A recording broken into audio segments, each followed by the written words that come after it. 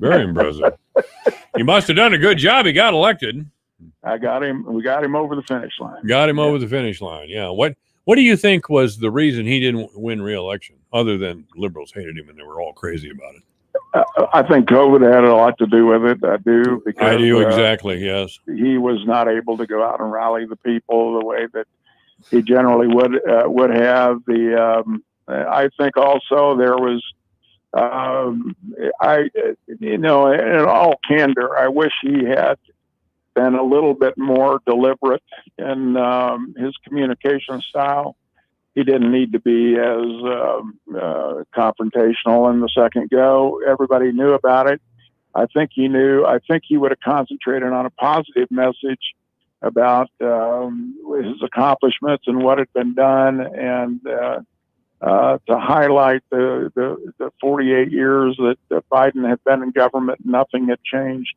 And in the 4 years the 4 years that Trump had been president, that he essentially was able to change almost everything. And I think that I still think, and I may be totally wrong on this. If anybody can provide me the information to prove me wrong, I would accept that. I don't think that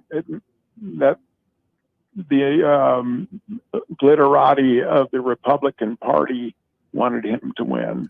That's part of it. I just don't think they did. And I know that you have a lot of issues with him, and I accept that. I take that. But I do know that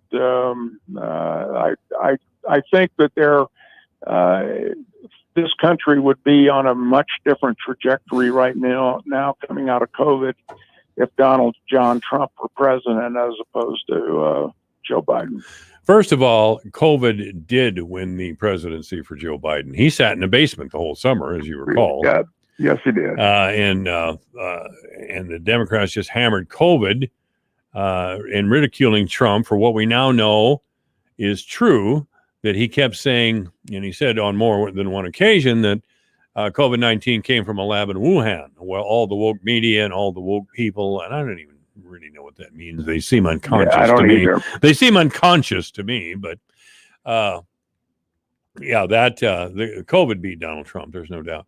And by the way, I think Biden only beat him by 5 million votes. I'm not saying that's not a lot, but it really was, considering that the Republicans won the majority of the down ticket races, that was hardly a ringing endorsement of the Democratic Party and their platform.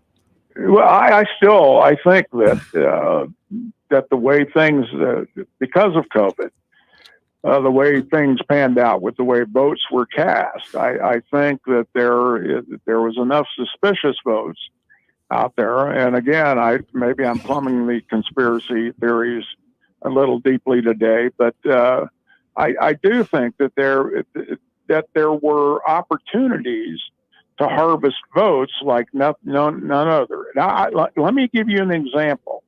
It was a school board election here in Sioux Falls. Now, this is an example. In Sioux Falls on the 18th of May, we had people in this facility going around harvesting votes from residents of this facility and making sure that those votes were cast and sent in. And they were not on the Republican side. And it was the first time I had heard about it, but it was the first time I witnessed it. And I think this is the kind of thing that COVID allowed more opportunity for this than perhaps at any other election. Oh, absolutely, without a doubt. Remember what Joseph Stalin said, and I compare the current extremes of the Democratic Party to Stalinists. I really believe they're a bunch of totalitarian thugs, but Stalin always said it doesn't matter who votes, it matters who counts the votes. That's exactly right. And I do believe that. Some of my friends are in your category. They absolutely believe that the election was stolen from Trump. If so many Republicans hadn't signed off in the individual states certifying the election, I would be more inclined to believe that. And I would. But there Okay, were several attorney generals in individual states that signed off, certified the election as valid, and that Trump lost. So I'm going to have to go with the election wasn't rigged. There was. No, I understand your position perfectly. no, I do. Well, okay. Then I won't throw up an argument then. So, That's okay. You can argue if you wish. I respect your opinion. I can't say that about everybody, but I respect your opinion, and I respect my friend's opinion. You know, well, I would say Mike, I agree with you on the fact that that state secretaries of state, the people that certify the elections in the states, that go through that process, they do have a process, and they went through that process. And based on the information available at the time, if you'll allow me that caveat, the information available at the time, because we don't know about voting machines, and we don't know about mail-in ballots, and we don't know about how absentee ballots were either cast or not cast, whether they were postmarked or not postmarked, whether the rules were changed in Pennsylvania in a handful of counties or even precincts, as opposed to other statewide things, or how the votes were counted in upstate or in downstate Michigan, or in how the votes were counted in Maricopa County in Arizona. Give me those caveats and I'll give you the fact that based on the information at the time and the processes that were in place at the time, that yes, yes, the election was certified, and it certainly was certified on the 6th of January. When the electoral votes were counted, and I'm not disputing that. What I'm saying is that there were irregularities that based on COVID and based on all of the other things that were going on at the time, and the fact that the rules were changing as the election proceeded, then I think that there were enough irregularities in enough states that perhaps we need to take a hard look at how that was done. That's all I'm saying. Well, let's go back to the election of 1960, Kennedy and Nixon. That election probably was rigged. I mean, Richard Daley was mayor of Chicago, and he made some very questionable moves on behalf of a Democratic candidate. And, of course, the big news was Lyndon Johnson down in Texas, where it was verified that dead people were voting in Texas and probably Illinois as well. I'd have to go back and check my historical facts, but it appeared that Nixon won the election until, again, some prominent Democrats like Daley and Johnson worked their magic. And this was presented to Richard Nixon after the election. Hey, you were robbed of this election. We can appeal this. We can ask for a vote count. I mean, all these dead people voted. I mean, let's do this. And Nixon thought about it for several hours, and he came back and said, this would be terrible for the country. This would rip the country to pieces, and we have missiles in Cuba and all these things. I'm not going to do it. We didn't know we had missiles in Cuba, but we did know that we had, as Kennedy had identified at the time, that there was a missile gap between the United States and Russia, and that was one of the issues that upon which he won.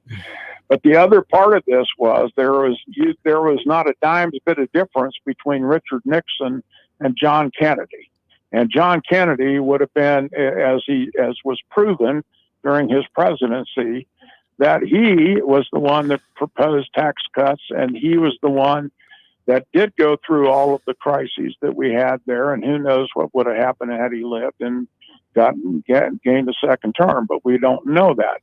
But the circumstances of 1960 and the circumstances of 2020 are entirely different. Well, the world is different, for God's sake. John Kennedy would not recognize. I don't think what you're implying is that Donald Trump should have kept his mouth shut and said, hey, well, this is what's best for the country.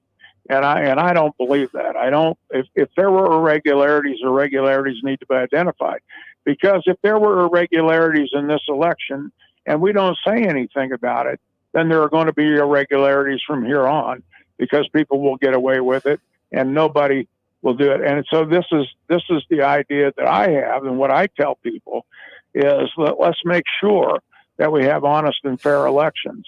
That's all I'm asking. Let's make sure we do it right.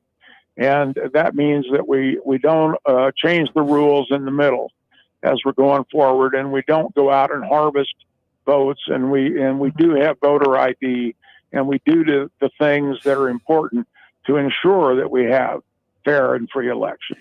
Well, I made that implication about Donald Trump for a reason. I think he cost us the 2 Democratic seats, senator seats in Georgia.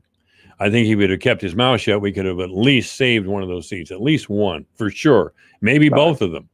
But I won't argue with you about that. I won't argue with you about it. And I want safe and secure elections.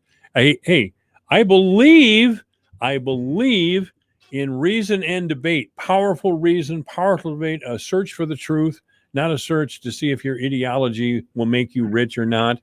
I believe absolutely in that principle, and we have lost it.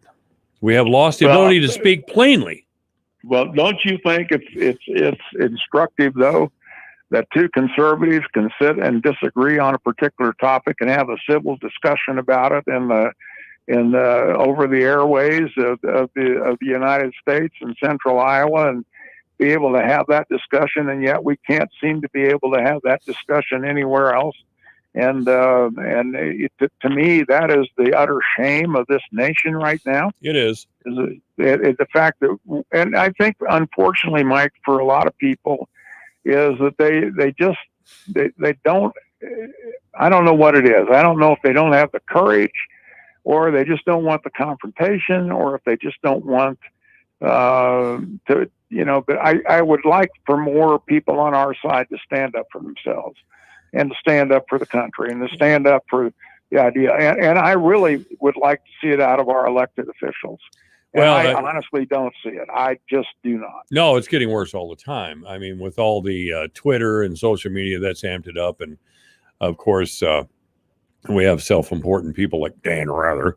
Well, I'm going back a few years for that one, I guess. But the media will pick a candidate, will pick an ideology, and they'll run with it.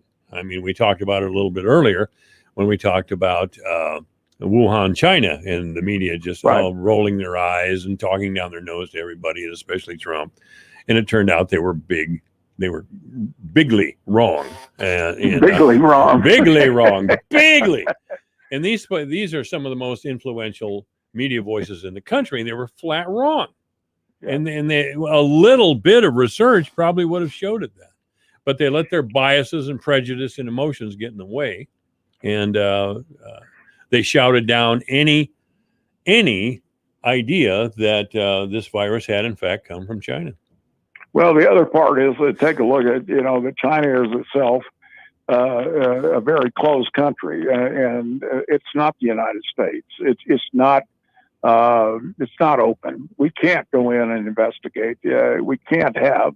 There are no investigative reporters in China, and so the idea is, again, to not to give them a break, but the information that's available. The reaction was a knee-jerk reaction because the person saying it was Trump, and that was the knee-jerk reaction. It didn't matter what he said; it was the fact that it was Trump that said it. Yes, that's exactly right.